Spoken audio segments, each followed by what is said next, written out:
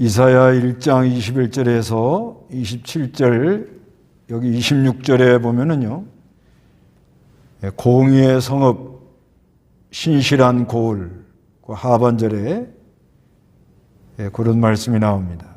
이 공의의 성읍, 신실한 성읍, 고을. 여기 그 공의의 성읍이라는 말은 정의,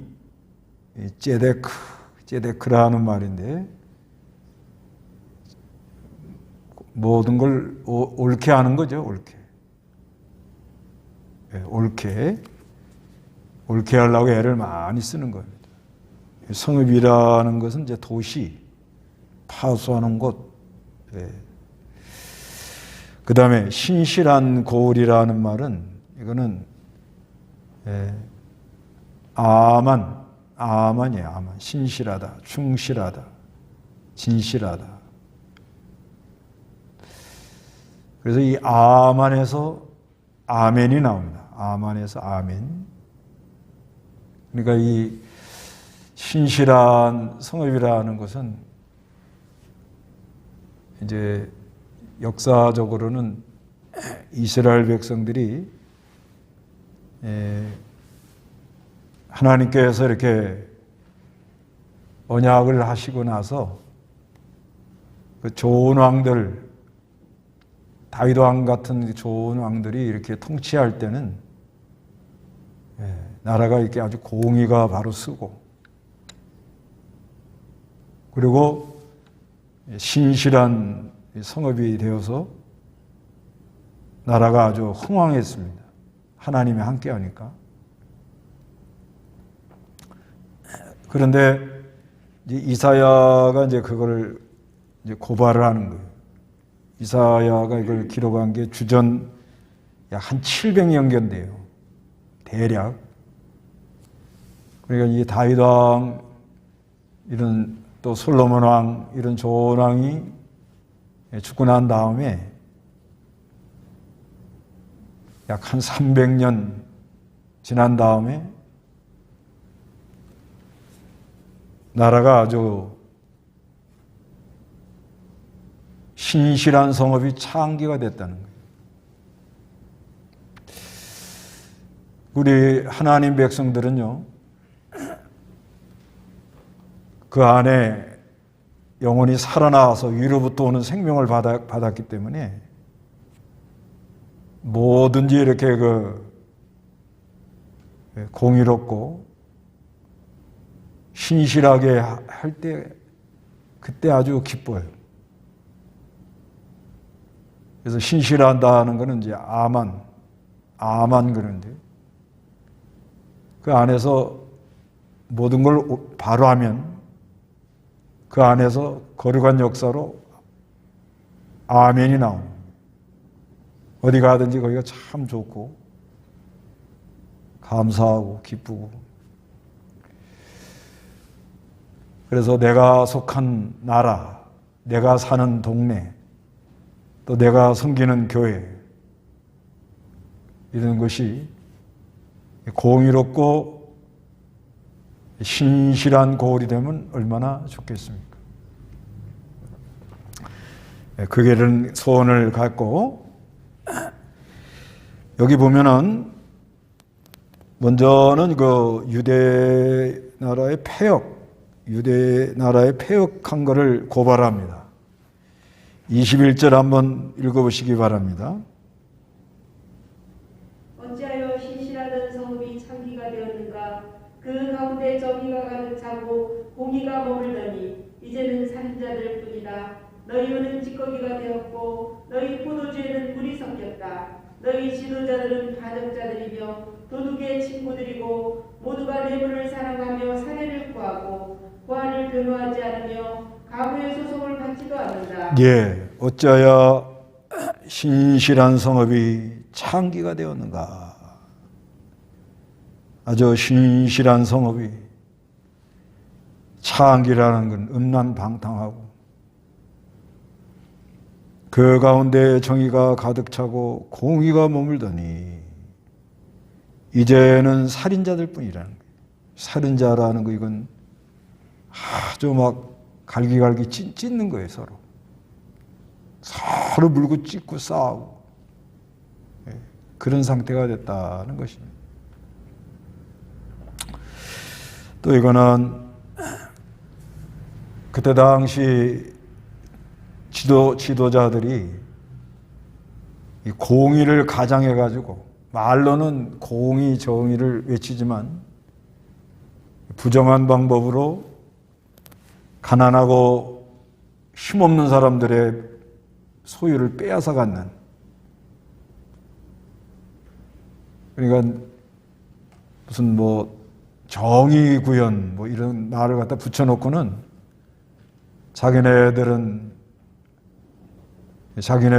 욕심을 다 채우고 가난한 사람들, 어려운 사람들을 이용해 가지고 자기 부를 축적해 나가는 그런 모습을 말하는, 그걸 구체적으로 말해요. 밑에 그 다음에 22절에 너희의 의는 찌꺼기가 됐다. 이건 순수성을 잃어버렸다. 순수성. 은이라는 건 아주 성결한 거잖아요. 순수한 거. 그 찌꺼기가 됐다 하는 건 뭐예요? 사람들이 순수성을 잃어버려요. 그 다음에 포도주에는 물을 섞었다는 거예요. 물. 포도주에다가 물 섞어 놓으면 먹을 수도 없고 버릴 수도 없고 이럴 수도 없고 저럴 수도 없고 변질이 됐다는 거죠. 변질. 그 순수한 그런 신앙 같은 사람들이 변질이 돼가지고 겉은 그런 대로 그저 그럴싸한데 그럴듯해요.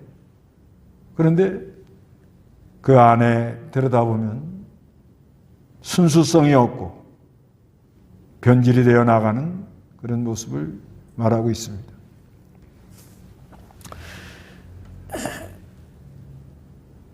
그리고 너희 지도자들은 반역자들입니다. 반역자들. 도둑의 친구들이고, 지도자들이 도둑하고 친구예요. 도둑하고 짝이 돼가고 돌아가는 거예요. 그리고 모두가 뇌물을 사랑합니다. 뇌물을 사랑하며 사례를 구하고, 이거는 분사형인데 계속적으로 습관적으로 행하는 행동을 가리켜요. 뭘 줘야, 뇌물을 줘야 일이 솔솔 돌아가는 거예요. 뭘 안 갖다 주면은 안 돌아가요. 사례를 해야 되겠고요. 그 다음에 고아를 변호하지 않으며 과부의 소송을 받지도 않아요. 어느 시대나 어려운 사람들이 있는데 그 어려운 사람들 좀 돌봐주고 변호해주고, 억울한 사람, 그런 사람들 소송을 잘 해서 억울한 사람들이 좀 없도록, 좀 소망을 갖도록 그렇게 해야 되는데, 고아를 변호하지 않으며 과부의 소송을 받지를 않습니다.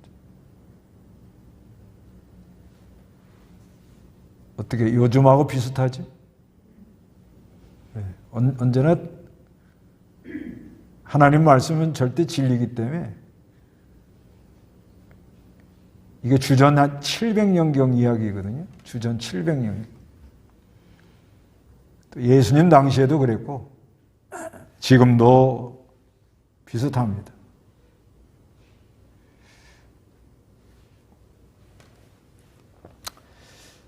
그래서 이제 하나님께서 심판이 임하도록 한다는 거죠. 24절 읽어보시기 바랍니다. 그러므로 주 만군의 여호와 이스라엘의 전능자께서 선언하신다. 슬프다. 내가 내 대적에게 보응하여 내 마음을 편안하게 하겠고 내 원수에게 보복할 것이며 내 손을 너에게 돌려 내 찌꺼기를 온전히 씻어내고 너의 모든 불순물을 제거하겠으며 내 판사들을 옛날과 같이 내 모사들을 처음과 같이 같이 다시 회복할 것이니 그런 다음에야 내가 공의의 성읍 신실한 거울이라 불릴 것이다. 시온이 정의로 구현될 것이고 돌이키는 자들은 공의로 구속될 것이다. 예, 이제 하나님 심판이 온다는 것입니다. 그러므로 만군의 여호와 이스라엘의 전능자께서 선언한다, 선포하시는 거예요. 그러니까 주체가 누군가 하면 만군의 여호와예요. 전능하신 하나님. 그러면서 슬프다. 그러니까 신실한 성읍이 창기가 되고 순수성을 잃어버리고 변질이 되어 나가는 걸 볼 때 너무 하나님이 안타깝다 이 말이에요. 그 순수한 신앙을 가지고요, 아주 참 진실한 그런 신앙들 이렇게 볼 때 말은 안 해도 속으로 참 귀하다, 참 아멘이다. 그러다가 세월이 이렇게 흘러가면서 그 사람이 변질이 돼, 변질. 자꾸 안에 찌꺼기가 올라오고 불순물이 올라오고 포도주에 물 타놓은 것처럼 이것도 아니고 저것도 아니고. 그런 거 볼 때 진짜 안타깝습니다. 참 안 됐다. 근데 이건 하나님이 그러시는 거예요, 하나님이. 하나님이 뭐라고 그래요? 슬프다. 요즘 우크라이나 사태 같은 거 볼 때 하나님이 참 안타까워하실 것 같아요. 뭐 시랍 종교회, 이제 러시아는 아무래도 그 시랍 종교회 같은 거기도 선교사들이 좀 있었죠. 근데 철수할 사람 철수하고, 철수하다가 그래도 그 폴란드 국경 넘어가는데 피난 가는 사람을 도와주겠다고 지금 거기 있는 우리 한국 선교사들도 있더라고요. 그래서 우리 하나님이 얼마나 다 그 귀한 백성들, 하나님 백성들이 그 안에 있을 텐데 참 안타까워요. 우리나라는 볼 때 어떻게 하실 것 같아요? 참, 니네들 왜 그러냐.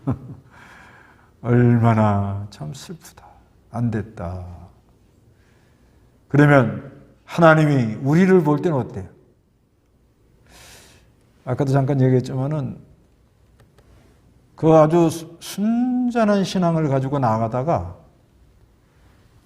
자꾸 사람이 지저분해지면서 변질되어 나가는 거 보면요, 그거 참 안타까워요. 어떻게 하다 저렇게 됐나? 무슨 욕심을 품었길래 사람이 저렇게 갈까? 사람도 그러는데, 사람도 그런 마음이 드는데 하나님은 얼마나 뭐라 그래요? 슬프다. 이렇게 말씀하시면서 내가 내 대적에게 보응을 한다. 보응. 내 마음을 편안하게 하겠고 내 원수에게 보복할 것이며 내 손을 너에게 돌려 내 찌꺼기를 온전히 씻어내고 내 모든 불순물을 제거하겠으며. 그래서 하나님이 이게 이제 사람이 변질이 돼가지고 이제 지저분해지면서 변질이 되면 하나님하고는 이제 대적이 되기 시작합니다. 이건 사사건건 하나님하고 안 맞아요. 그러니까 우리가 이 하나님 말씀 들을 때 사람이 순수하고 진실해야지. 그래야 하나님 말씀 들을 때 그 안에서 뭐라고 그래요? 아멘. 우리는 아멘으로 사는 거란 말이에요. 아멘. 아멘으로 사는 거예요, 사실상. 아멘 하면 다 해결이 되는 거예요. 그래서 어디에 앉아있든지 초막이나 궁궐이나 내 주 모신 곳이 하늘나라고 집에 있어도 아멘이 되고 교회 나와도 아멘이고, 동네에 이렇게 다니면서 누구에게 복음을 전하면서도 그 심령 속에 성령으로 아멘이 되고, 그 내가 있는 곳이 편안하고 너무 좋잖아요.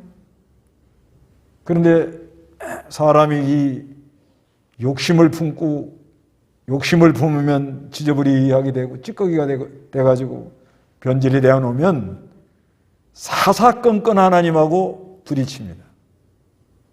안 맞아요, 안 맞아. 특히 하나님 말씀 순수하게 전해주면 귀에 안 들어와요.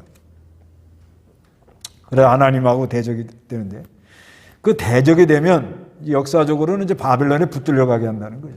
아수르가 쳐들어와 가지고 북쪽 이스라엘 나라는 주전 721년경에 망하고, 그 다음에 남쪽 유다는 586년, 주전 586년경에 이제 바벨론에 붙들려 가도록 그렇게 하는 거예요. 찌꺼기를 제거하려고, 순수하게 만들어 주려고, 불순물을 제거하려고 그렇게 하겠다, 이렇게 하는 말씀입니다. 그런데 여기서 하나님이 이 대적에게 보응을 하고 보복을 하는데 하나님 마음이 편해다요. 아니, 이스라엘 백성은 하나님의 택한 백성들이에요. 이제 그 민족적 선택이죠. 하나님의 이름이 있는 백성이에요. 하나님의 이름이 있는 백성이요, 하나님이 선택한 백성들인데, 이 백성들이 은이 찌끼가 끼고 포도주에 물을 타가지고 순수성을 잃어버리고 변질이 되어 나가는데, 이거를 갖다가 원수에 갖다 붙여가지고 불같은 연단을 받을 때 누가 마음이 편해? 하나님이 마음이 편하대. 하나님 마음이. 왜 그럴 것 같아요? 이건 하나님이 우리를 아주 사랑하는 표현입니다. 하나님 백성들은 하나님의 약속, 언약에 의해서 하나님의 영원한 생명을 준 백성들인데, 그 영원한 생명을 받은 사람들은 항상 순전해야 돼요. 순전하고, 그리고 순수해야 됩니다. 그리고 진실해야 돼요. 근데 그 안에 지저분해요. 그러니까 불같은 연단을 받고 나면은, 찌꺼기가 빠지면 그 순수성을 도로 찾죠? 그러면 그것이 누구하고 딱 맞아요? 하나님 마음하고 딱 맞잖아요. 그래 하나님 마음 편해지는 거예요. 예를 든다면 집안에 애들이 말을 안 들면 누가 그렇게 힘들어요? 누가 힘들어요? 부모가 힘들죠? 그런데 어느 날 연단을 받아가지고 말 안 듣고 나가더니 그냥 아주 연단을 많이 받다가 아주 이 돌아오는 탕자처럼 회개하고 돌아오면 누구 마음 편해? 부모 마음 편하지요? 그런 원리 같은 거예요. 탕자가 회개하고 돌아오니까 부모가, 아버지가 기다리고 있잖아요. 그 돌아올 때 마음으로 이건 돌아온다. 이건 돌아오게 돼 있다. 그런데 하나님이 딱 때가 되니까 돌아오면서 그 지저분한 거, 찌끼를 다 제거하고 더러운 걸 씻고, 그러고 하나님 앞에 나올 때 그 아버지 마음이 얼마나 기뻐가지고 벌써 나와서 기다린다고 그러잖아요. 그런 원리 같은 거예요. 그러니까 우리를 망하라고 그러는 게 아니고, 우리를 이렇게 뭘 제거하려고 그래요? 찌꺼기를 온전히 씻어내고 너의 모든 불순물을 제거하려고 그런다. 그래서 이걸 제거해야 누구 마음이 편해? 우리 하나님 아버지 마음이 편하다는 거예요. 우리 아버지 하나님 마음이 편해. 그래서 하나님께서 26절에 내가 판사들을 옛날같이 내 모사들을 처음과 같이 다시 회복할 것이니, 이거는 하나님께서, 이건 이제 여자죠. 그대로는 지도자들이에요. 지도자들. 어느 시대나 이 지도자들, 판결하는 사람, 재판관들, 모사는 이건 이제 충고하는 사람, 이렇게 이렇게 인도해 주는 사람. 그러니까 하나님께서 이스라엘 백성들에게 언약을 약속을 하셔가지고 나라 세울 때는 그래도 사람들이 아주 그 인도자들이 괜찮았단 말이에요. 옛날에 뭐 대표적인 사람이 다윗도 뭐 이제 잘못한 게 있지만 그래도 하나님이 다윗에게 약속을 할 정도로 다윗의 언약, 다윗을 통해서 그리스도가 온다는 약속을 할 정도로 신실했단 말이에요.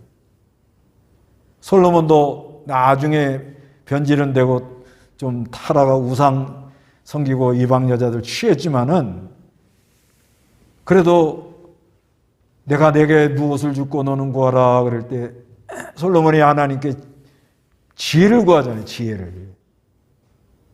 그렇게 하나님이 그런 은혜를 줬다는 거예요. 그런데 점점 세월이 가다 보니까 백성들이 왕들이 점점 하나님 언약을 배반하고 왕들이 순전치를 않아요.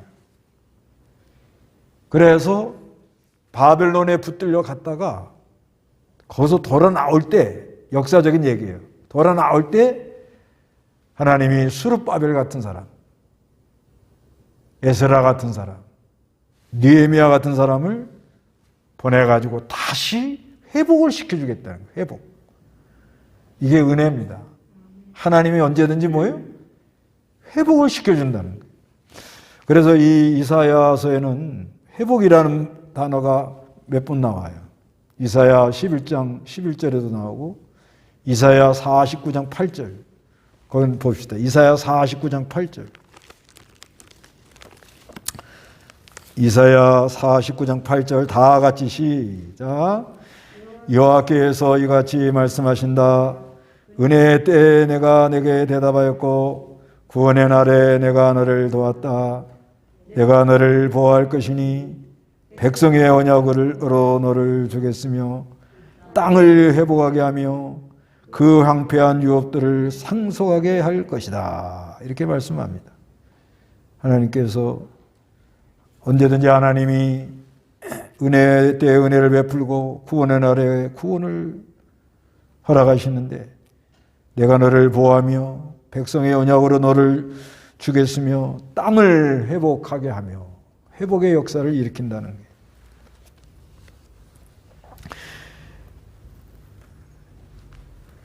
그래서 그러니까 이제 사람을 바로 잘 세워야 된다 이 말이죠. 다시 말해서 어느 시대나 그래서 이제 궁극적으로는 구속자라는 말이 나오죠. 구속.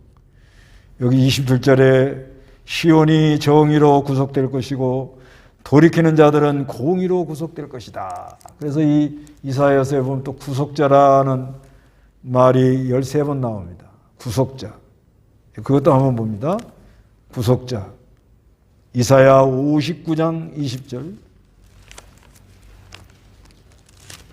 이사야 59장 20절 읽어보시기 바랍니다. 구속자가 시온에 오시며 야곱 자손 중에 반역으로부터 돌이킨 자들에게 오실 것이다. 여호와의 말씀이다. 예, 구속자가 시온에 오시며 야곱의 자손 중에 반역으로부터 돌이킨 자들에게 오실 것이다. 여호와의 말씀이다.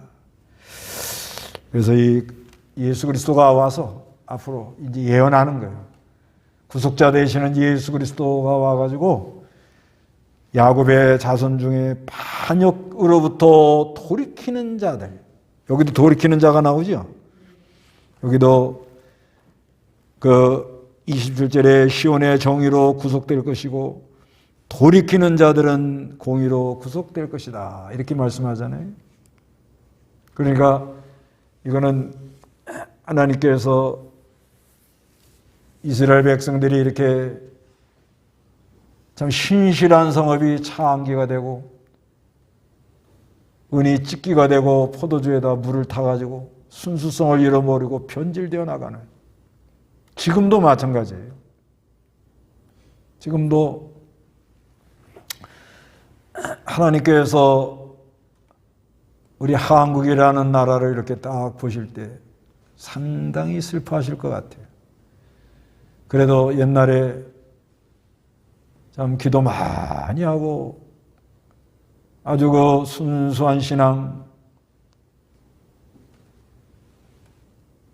아주 그 진실한 신앙들을 가지고, 그렇죠? 그때 당시 성경에 대해서는 조금 치우친 면도 있었죠.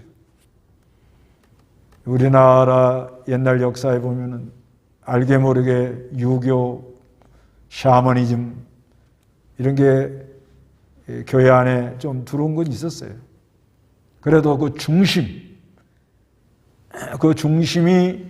하나님을 뜨겁게 사랑하고 아주 단순하고 깨끗하고 옳은 건 옳다 그러고 아닌 건 아니다 그러고, 그리고 그 순전함, 순수함을 잃어버리지 않으려고 그렇게 몸부림치는 치는 사람들이 많이 있었단 말이에요.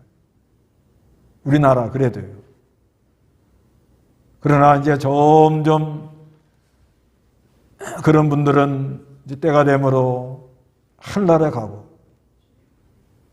이제 좀 외국 가서 공부해가지고 뭐 여러모로 지식 좀 성경을 좀 깊이 연구하고 그렇게 배워가지고 와서 증거하는 그런 면은 있죠. 그러나 중심이 문제예요. 중심이 과연 순수하고 깨끗하고 참 이 구속의 은혜 속에서 진리와 영감으로 위로부터 내려오는 이 생명의 역사로 그 안에 참으로 이 사제연총, 칭의연총, 예수 그리스도가 주시는 생명의 역사, 그 사마리아 여자에게 찾아가셔가지고 네가 나를 누구로 알았다라면 하나님의 선물을 받을 것인데 그 선물은 생수를 준다는 거예요. 이 물을 먹는 자마다 목이 마르니와 내가 주는 물을 먹는 자는 영원히 목마르지 아니하리라. 그때 당시는 예수님 직접 전도를 하신 거죠. 직접. 그러면서 우리에게 본을 보인 거죠. 피곤할 정도로. 그리고 하나님이 어느 시대나 사람을 세우는 거예요. 여기 하나님이 판사를 세우고 모사를 세워서 판사들을 옛날같이 내 모사들 처음같이 다시 회복의 역사를 일으키다. 그래서 역사적으로는 스룹바벨이나 에스라나 느헤미야 같은 그런 사람들을 세워서 이스라엘 백성들이 다시 바벨론에서 포로 생활해서 나오도록 그렇게 역사도 하시고, 영적으로는 장차 그리스도가 와가지고 구속을 해가지고 우리를 회복시키고, 그래서 어느 시대나 하나님이 사람들을 세워서 판사를 옛날같이 모사들을 처음같이 세워가지고 그들이 전하는 그 메시지를 듣고 우리가 돌이키기도 하고 참으로 회복도 되고, 그래서 지금까지 왔는데 그 귀한 사람들은 다 때가 되므로 가고, 참 앞으로 과연 어떻게 갈지, 과연 내가 속해 있는 교회가 공의로운 교회요, 공의로운 성읍이요, 신실한 고을인가, 그걸 유지를 할 수 있겠는가. 내가 사는 동네 그래도 이 세상 나라는 교회의 영향을 많이 받습니다. 교회가 변질이 되고 교회에 믿는 사람들이 지저분하고 찌꺼기란 건 어디 가서 옳은 건 옳고 아닌 건 아니고, 물질에 대하여 좀 깨끗하게 하고 관계에 대하여 좀 깨끗하고 자리에 대해서 좀 깨끗하고, 그러면 얼마나 좋겠어. 그러면 이 세상 사람들이 볼 때 저기에 빛이 있구나, 저기에 참 사람들이 있구나, 저렇게 살아야 되는구나, 이렇게 살아야 되는데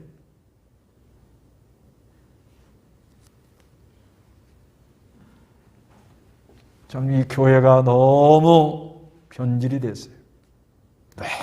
너무 변질이 돼갖고 점점 갈수록 희석이 되고 포도주에다 물을 탄 것처럼 되고, 그리고 너무 이제 주저부리해서 참 어디 가서 내가 예수 믿는다는 말하기가 부끄러울 정도가 된 거예요. 지금 그러니 나라가 이렇게 되버리고 말. 여기서 우리는 돌이킵시다. 네, 돌이키자. 많든 적든 간에 이건 하나님께 맡기고 끝까지 우리는 어떻게 해요? 은혜의 찌꺼기를 제거하고 포도주에다 절대 물 타지 마. 순수한 신앙을 가지고 나가야 돼요.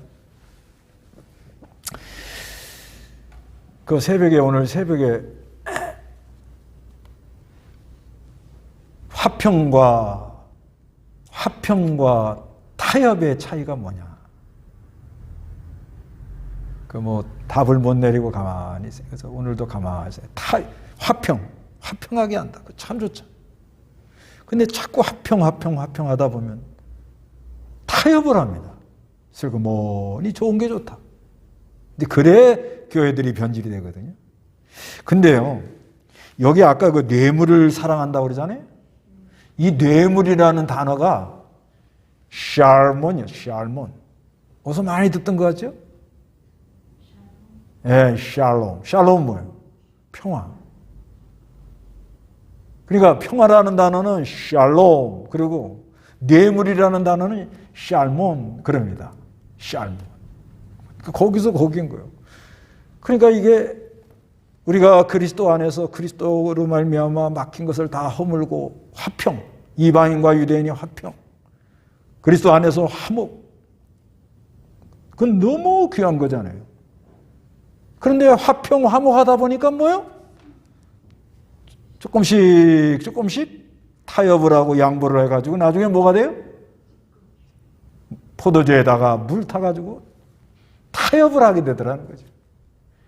그 기준점이 뭐냐, 이거. 뭐가 기준이야, 이거. 여러 가지가 있겠지만은, 참 우리가 이 진리를 깨달아서 그리스도의 대속의 깊은 사랑의 그들의 생명의 역사로 그 하나님 복음의 생명의 능력으로 복음의 역사로 사람을 끌어안고 그 안에서 용서가 나오고 긍휼이 나오고 눈물이 나오고, 그거는 그리스도의 복음으로 화평한 거예요. 그러나 이 진리를 양보하고 무슨 욕심에 당리당략에 뭘 잘해보겠다고 하다가 한 발 한 발 타협을 하면 나중에는 변질이 되고 말더라는 거죠. 우리는 우리가 섬기는 교회가 공의로운 성읍, 신실한 고을이 되기를 바랍니다. 내가 사는 나라가 그렇게 되기를 소원합니다. 그렇지만 결국은 이거는 하늘나라, 그리스도의 나라에서만 가능한 거죠. 세상 사는 동안은. 그래도 그 내가 사는 나라, 내가 사는 동네. 그래서 우리가 하나님의 형상대로 지은 우리가 공의로운 그런 곳에, 또 신실한 그런 고을, 뭐든지 하나님 말씀과 하나님 이 의를 이뤄나가면서 그 나라와 그 일을 구해나가면서 내 심령에 아멘, 아멘 할 때 그때 기쁨이 넘쳐요. 천당 가는 그날까지 그렇게 하고 우리는 가자. 이런 은혜가 우리에게 있기를 소원합니다. 네, 다 같이 기도하겠습니다.